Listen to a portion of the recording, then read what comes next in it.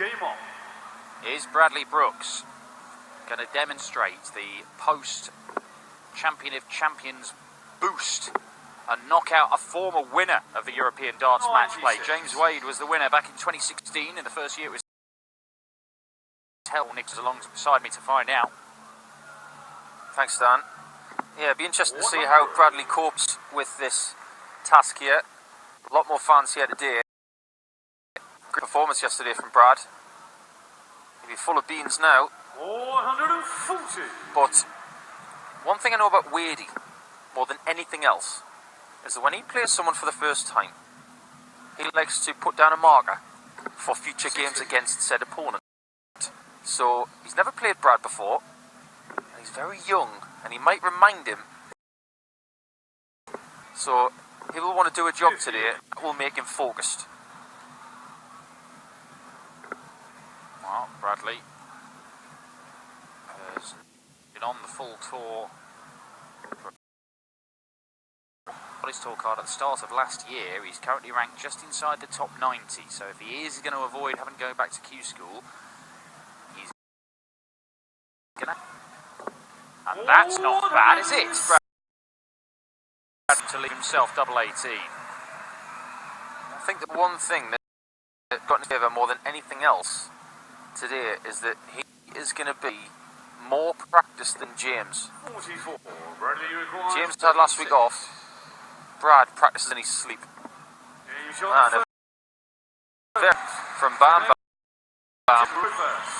We said yesterday, Dan, didn't we, that Bam Bam, he doesn't weigh as much as his darts. He actually resembles the width of the Bam Bam club used in the Flintstones. We love him though. He's a great kid. And his attitude is second to none. He's passionate. He's not arrogant or flashy with it. He just wants to get up there and play. Yeah, we've seen this year and last year. But big stage darts have been very few opportunities for Bradley Brooks. Not been on the Euro Tour, not played any of the other major tournaments as yet. So he's still, this is all very, very new. And they've only played on the outside boards or in Red Spa, the second stage. So this is probably the biggest crowd he's played in front of. Because you can only a few hundred in Minehead. I don't know how many we've got. You can't even see to the back of this crowd, can you? But I would imagine we've probably got a couple of thousand. Standard Saturday afternoon in Germany. Well, this is what he wants to be doing. Playing stage darts against the biggest names and a first ever meeting against a genuine legend of the game in James Wade. Something to savour for Bradley, and he wants to give a good account of himself, and at the minute he's certainly doing that. 140, James requires 38. Straight for it. No hesitation. Why do you need hesitation when you've got that left arm? This could be a really good tussle, this. I remember what Wadey was like 17 or 18. Thinner? 96. Yeah. And he didn't wear that shirt either. Now, I'd love to get the Twitter sphere involved in this, because when you think about 100, the top 32 players in the world, they all love a new shirt when it comes to a new season. Wadey's been wearing that one now, by my calculation, 10 years. Yeah, the only difference is, what was it, 2 or 3 years ago, he put the number plate on the... Yeah. Yeah. Same shirt, same material, probably the same size. Not sure about that.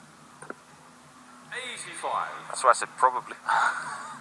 But he's obviously got an affiliation with that fabric and that colour, because that's about most of the guys. Even Van Gerwen's changed his a little bit. 58. But I think he's one of the only people in the top 32 that doesn't change. Whitlock's the other one. You know, he'll change his trousers shoes more readily than he will his shirt, won't he, Wade? Have you heard his rule on dart shoes?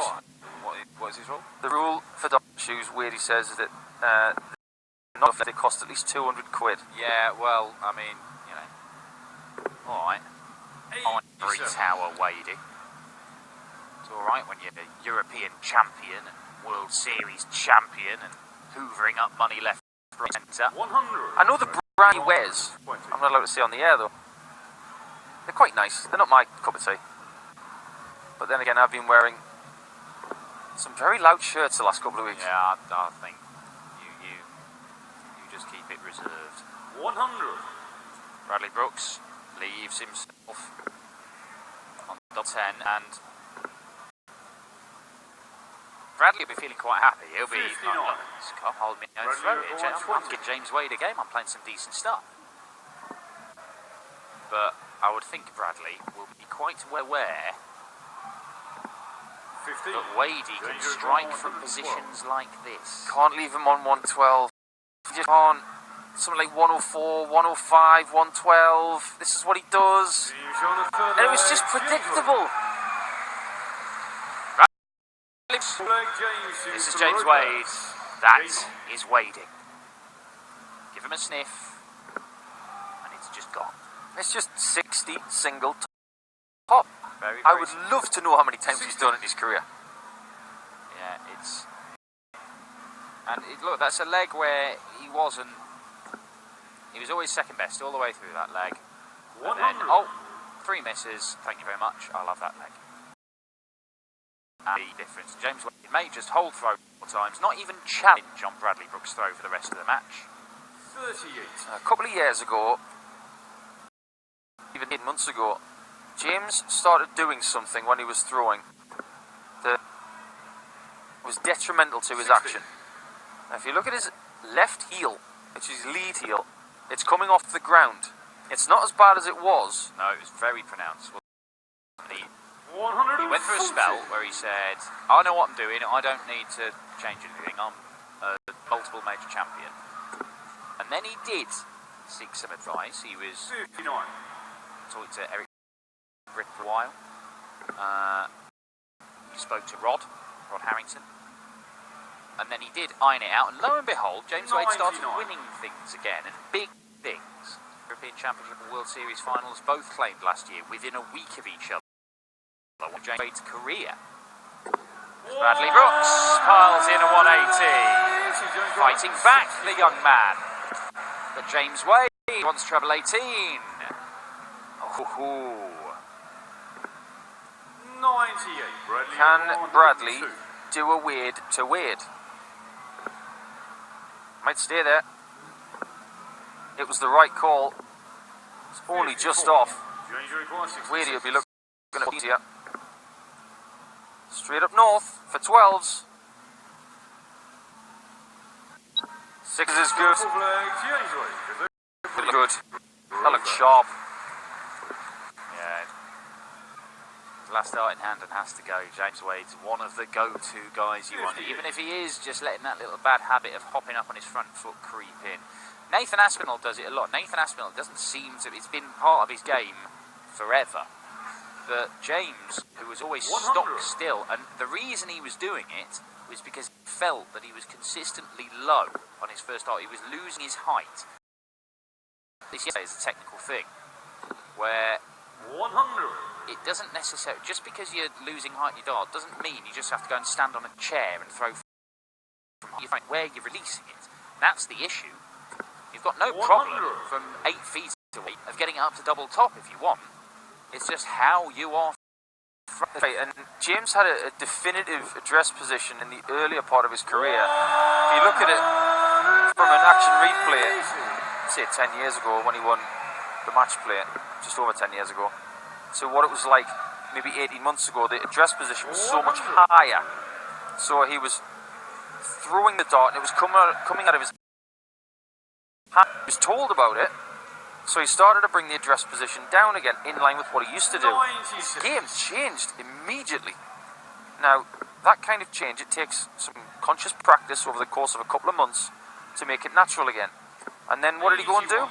He started to win tournaments on the floor, and then he won stuff on TV, and he's back in the Premier League. Oh, I like this, Bradley Brooks. Double 10. Oh, hello! Bam Bam with a bit of aggression. I wasn't expecting that. Well, you can't blame him because he's a young lad and he wants this. Why not? And that was very Bam Bam like. What I want him to do is when he hits a double like that to say bam bam. I wonder where he got his nickname from. And here comes the adrenaline. He nearly gets the maximum. Well, Wadey, who is not averse to a little bit of aggression himself, Possibly. I don't think he's not going to bite like this. James seems to get it into his head at times that an opponent needs to 100. have some aggression thrown at them. I mean, he's done it a couple of times where he's mentioned that. But most of the time he doesn't engage, does he? He just goes about his business. He times it well. 130. And I remember playing him in the 2011 UK Open quarterfinals. And the timing of one of his celebrations, it was right in my face. But it was perfectly done because it hurt. The shot that he hit really hurt, and he wanted to accentuate it. Now I know what we all talked about at Christmas time with Seigo Asada. That's in the history books.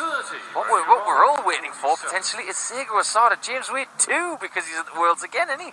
He is going to be at the Worlds, and he'll be dangerous. My words. 57. Bradley leaves himself in a two-darter. James is already down to one. Double 12.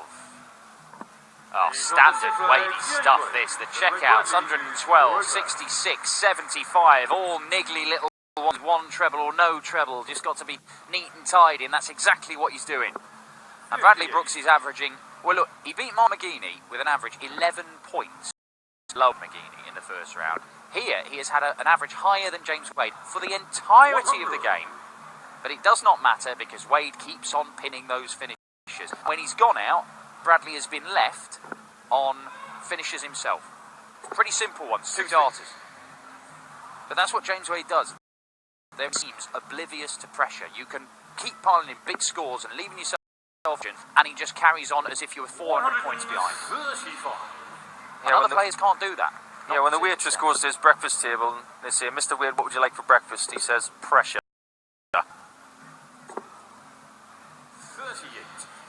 And a rare weak lace, probably the worst start to a leg. In fact, it is the worst start to a leg Bradley Brooks has had. And James Wade could pinch another break, 58. and it will end up looking like this has been a comfortable victory if he goes on and wins it 6-2. But it has been anything but, because Bradley Brooks has had a good go at him. 140. Well, someone else who had a good go at him was Damon Heta. Oof. Now, you could say that Damon Heta wins as well James's fault. Because he's the one who missed a couple of match darts against him in round one. But then again, everything works in circles, doesn't it? Because James Wade has won so many titles in his career where people have missed match darts against him early on. It's not going to happen in this game by the looks of it because Wade is 5-2 for the good. Yeah, and it is a great throw. And Bradley may fear that the game is up. Yeah, James Wade, of course, surviving match darts in the final of the World Series finals against Michael Smith. He also survived match darts in the semi-finals of the European Championship. I mean, he's walked away with two major titles and an enormous amount of money from that week, but it could have been significantly less. We're looking at £150,000 won there in those two events. 100 grand of that was ranking money as well. Now, it would have been 25 grand if he'd lost in the semi-final, so that's 75 grand gone, and it would have been half that 50. I thought, well, it might have been 20, I think, if he'd been beaten by Michael Smith. I mean, we are talking a vast, vast difference in the amount of money he's won there. But if you're going to get your luck in the big uns that matter. I suppose that's true. Rob Cross survived many match darts against Michael Van Gerwen in the semi-finals of the World Championship, and he did. Took advantage of it in the final, and it has changed his life. And he survived match darts against Michael Smith earlier in the tournament as well. Yes. But the most interesting thing about last year's European Championships for me, Wade won it and didn't move in the rankings by winning it. 60. That's probably where the whole rankings discussion started. By winning 100 grand 10 years ago, that would have vaulted you up the rankings, something ridiculous, like what Simon Whitlock did in his first World Final. Yeah. He went up to number 18 overnight, from nowhere in the rankings. He was in the 60s or 70s probably, but James Wade stayed where he was. Bradley Brooks, is he going to take this out? Oh, I like the route for that. Staying in the same portion of the board, but that might be the last visit he has because James Wade, who's been so clinical all the way through this game, does not take out the 97. Bradley required 24. Can Bradley Brooks get a break back? Keep fighting, Brad. Double 3. 21. Well, Wadey's on top, so you think it probably will be. Has to be from there, you'd think. Wade on double 10. 20. Well, he's as astonished as Bradley anybody. required Wow, 3. he says. Looks like he's just seen a ghost. Ghost of doubles past. Hope it's not the ghost of doubles future. 1. James required 20. I don't think Bradley Brooks thought he was going to get another chance, and maybe he wasn't mentally prepared because James Wade does pin double 10 and he completes a 6-2 win. Bradley Brooks, a lot of positive from his Euro Tour debut, an excellent win against Mark McGeaney, and he battled against Wadey, but he just could not overcome some prime wading through the opening stages of that match. James Wade, former European darts match play champion, is safely through to the final day where Wayne Jones or Nathan Aspinall awaits.